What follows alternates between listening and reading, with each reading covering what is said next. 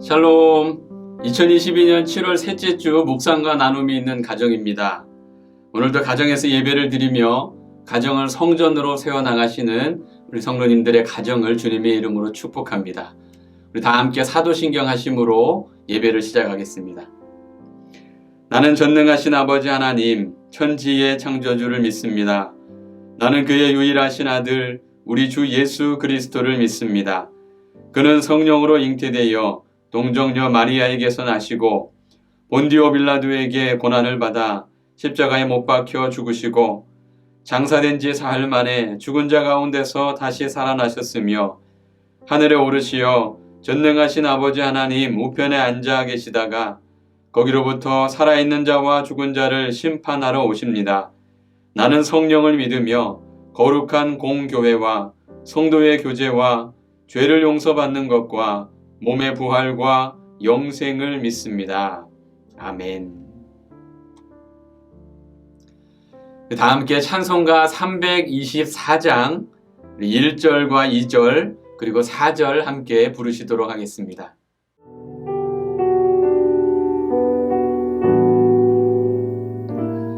예수 나를 오라 하래 예수 나를 오라 하네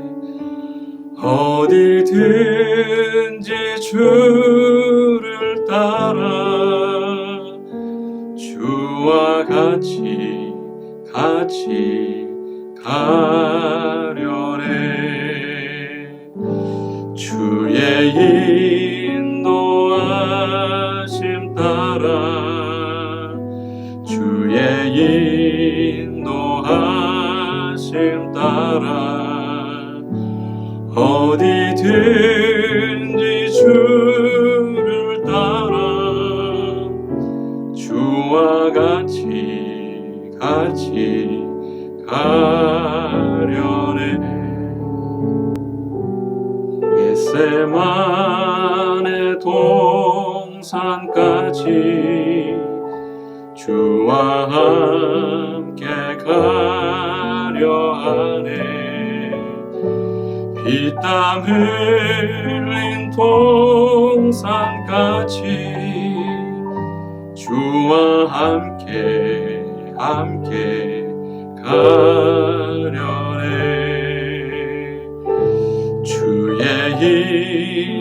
인도하심 따라 주의 인도하심 따라 어디든지 주를 따라 주와 같이 가려네 주가 크신 은혜 내려 나를 항상 돌보시고 크신 영광 보여주며 나와 함께 가시네 주의 인도하심 따라 주의 인도하심 따라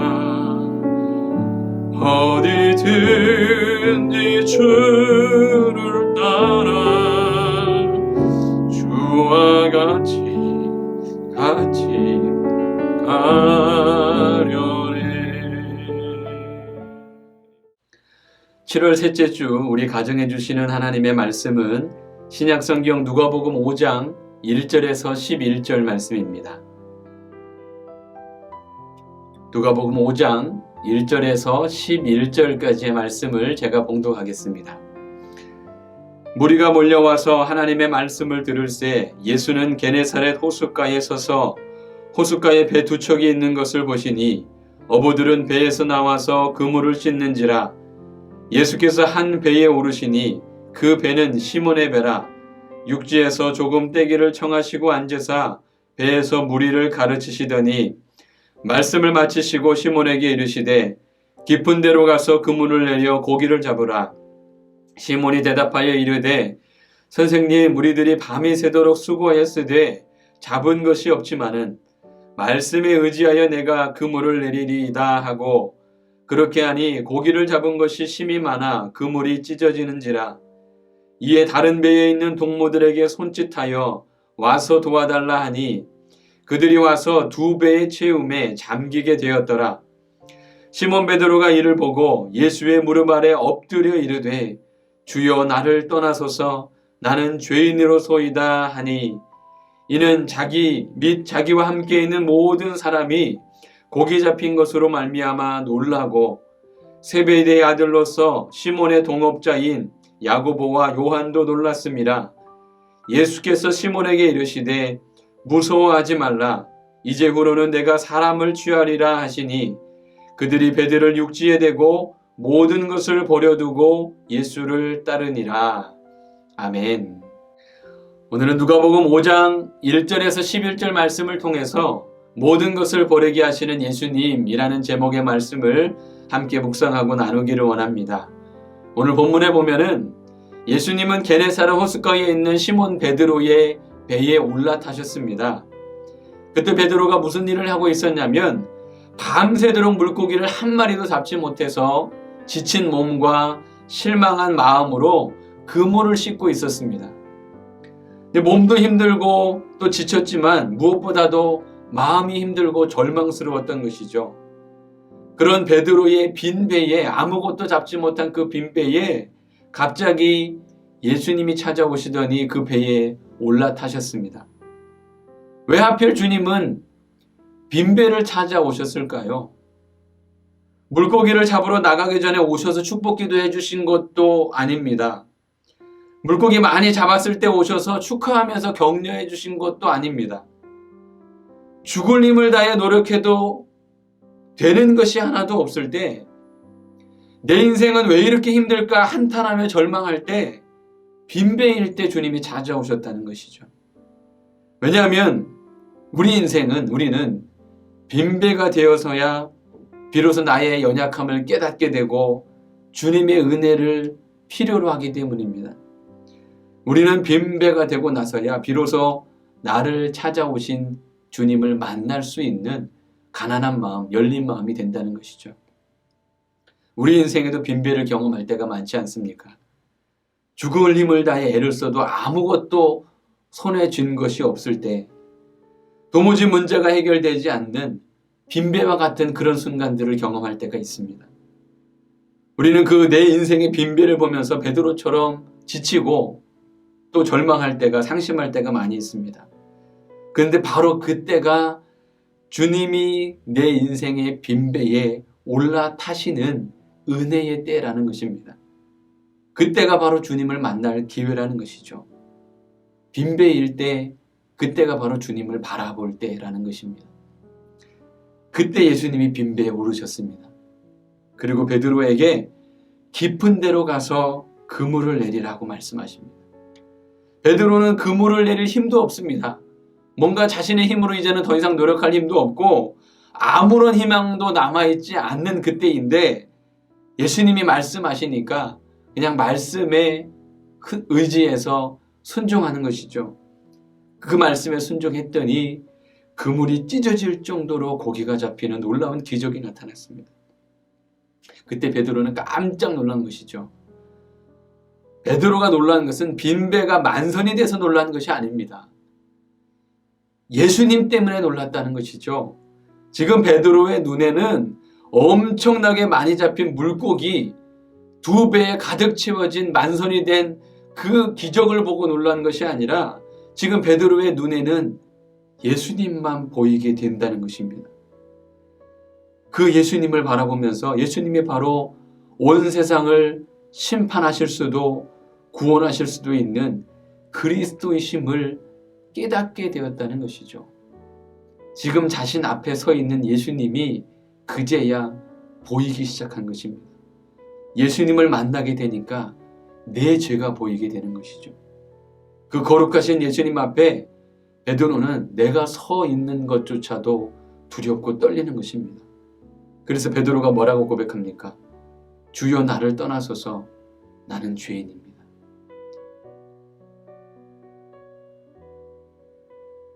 주님의 그 기적을 보고서 주님만 따라가면 내 인생도 이제 팔자가 피겠구나. 그렇게 이야기하는 것이 아닙니다. 주님, 이제 나와 함께 계셔서 내 인생을 부자로 만들어 주십시오. 내 인생에 문제가 생길 때마다 주님이 다 해결해 주십시오. 베드로는 그런 고백을 하지 않았습니다. 주여 나를 떠나소서 나는 죄인입니다. 이 고백이 진짜 예수님을 만난, 예수님을 직접 경험한 사람의 고백이라는 것입니다. 예수님의 말씀이 들리니까 내 죄가 보이는 것입니다. 예수님의 말씀을 듣고 내 죄를 깨닫고 나니까 베드로의 삶이 완전히 변화됩니다. 뭐라고 말씀합니까? 모든 것을 버려두고 예수를 따르니라. 주님만이 나의 소망이시고 주님의 말씀만이 내가 순종하며 따라가야 될 진리입니다. 주님만 바라보고 따르는 인생으로 베드로의 삶이 완전히 변화되었던 것이죠. 여러분, 우리가 내 인생의 빈배를 만났을 때, 빈배를 보면서 지치고 낙심할 때 주님은 빈배와 같은 우리 인생 가운데 찾아오신다는 것입니다.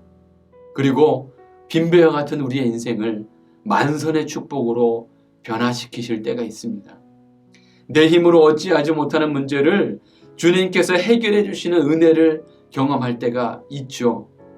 그럴 때 우리는 만선의 축복에 만족하며 좋아할 것이 아니라 주님이 왜 내게 찾아오셨는지, 왜 하필 빈배에 찾아오셨고 왜 하필 내 인생의 빈배를 만선으로 바꾸어 주셨는지, 주님이 내 인생에 찾아오신 그 뜻이 무엇인지를 깨달아야 할 줄 믿습니다.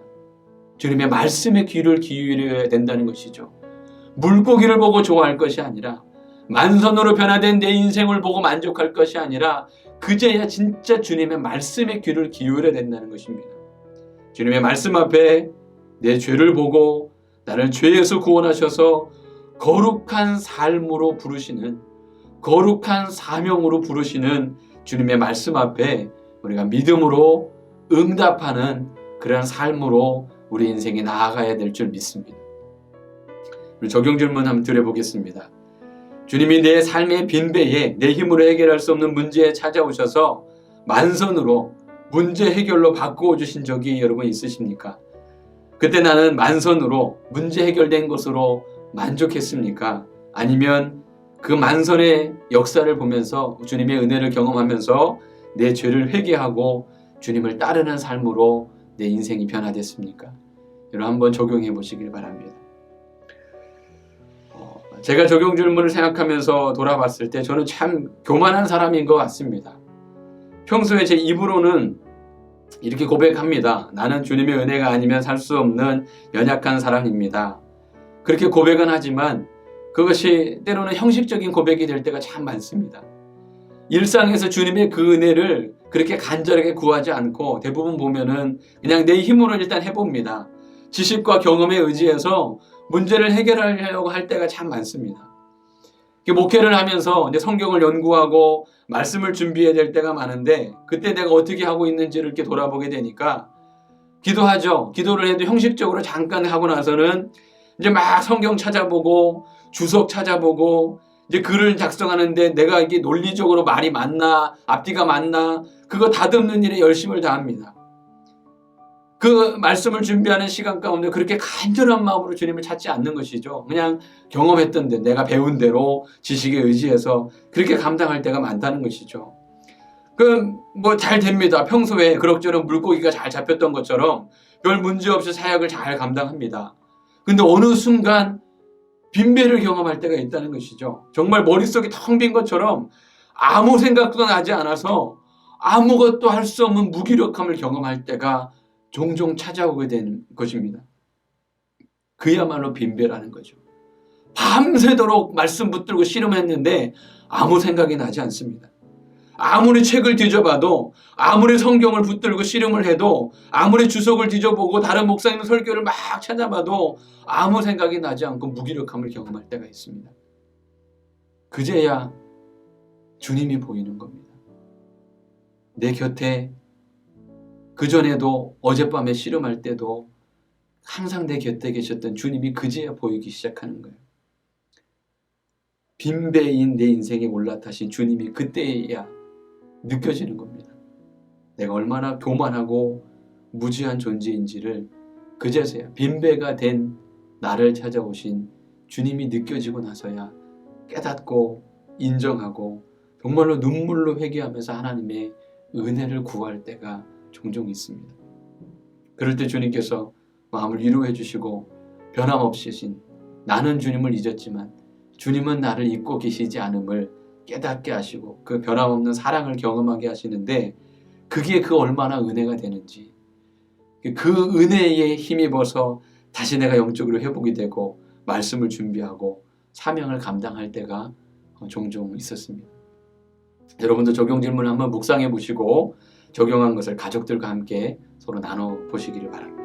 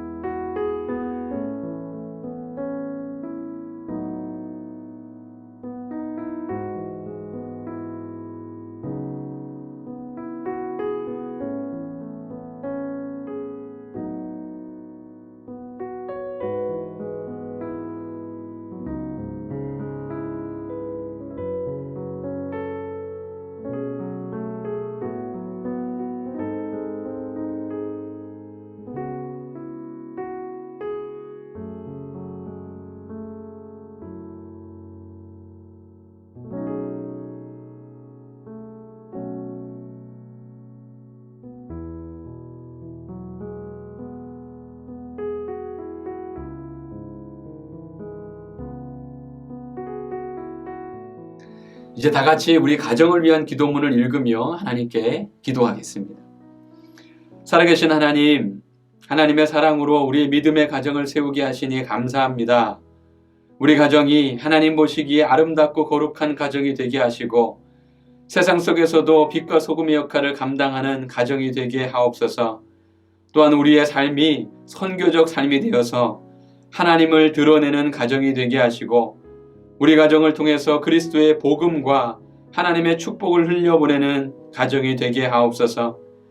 사랑하는 우리 자녀를 눈동자와 같이 지켜주시고 인도해 주심을 감사합니다. 이 아이가 살아가는 동안에 하나님께서 늘 동행하여 주시고 어디서 무엇을 하든지 하나님의 영광을 위해 살아가도록 인도하여 주옵소서. 험한 세상에서도 늘 하나님을 바라보고 의지하는 믿음을 주시고 하나님의 지혜로 승리의 삶을 살도록 인도하여 주옵소서. 우리 가정의 참 주인이 되시는 주 예수 그리스도의 이름으로 기도드립니다. 아멘. 다 함께 주기도문 하심으로 7월 셋째 주 가정 예배를 마치겠습니다.